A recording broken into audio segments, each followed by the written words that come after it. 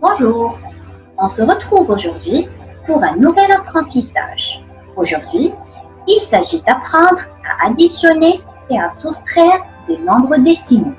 Ça veut dire les nombres à virgule. Commençons par l'addition. Voici un exemple. 12,5 plus 3,4 égale 15,9. Donc, 12,5 et 3,4 s'appellent des termes. Et 15,9 est le résultat de cette addition, on l'appelle une somme.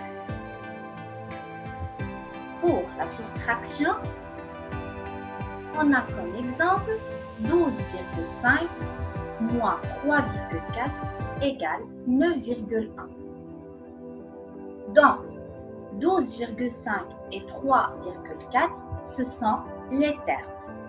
Alors que 9,1, qui est le résultat de cette soustraction, on l'appelle une différence. Passons maintenant à comment poser une addition de deux nombres décimaux.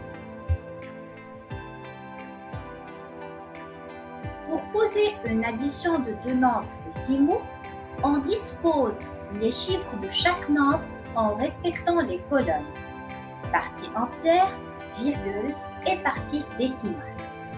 On a comme exemple 252,07 plus 264,54.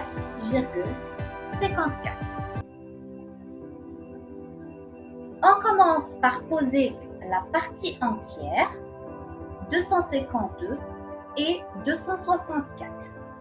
Ensuite, les virgules se placent l'une en dessous de l'autre.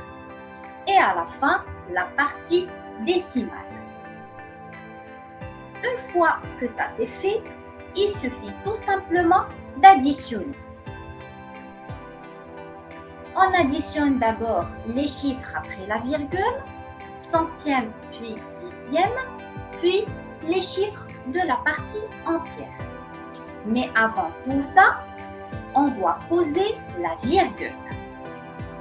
Donc, on commence 7 plus 4 égale 11. Donc, on écrit 1 et on retient 1. 0 plus 5, c'est 5. Plus 1, ça fait 6. 2 plus 4 égale 6. 5 plus 6 égale 11. Donc, on écrit 1 et je retiens 1. 2 plus 2 égale 4.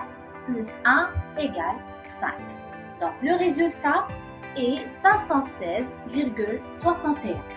On l'appelle une somme. Passons maintenant à comment poser une soustraction de deux nombres décimaux.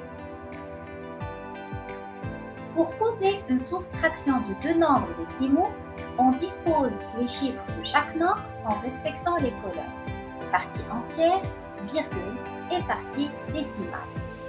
On a comme exemple 427,5 moins 214,28. On commence par poser la partie entière.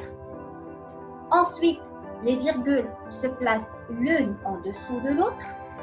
Et à la fin, la partie décimale. On peut poser une soustraction de deux nombres décimaux, même si les nombres n'ont pas le même nombre de chiffres après la virgule, comme dans notre exemple. Il suffit de placer des zéros à droite de la partie décimale. Une fois que ça c'est fait, il suffit tout simplement de soustraire. On commence par soustraire les chiffres après la virgule, puis les chiffres de la partie entière. Mais avant tout ça, on doit commencer par poser la virgule.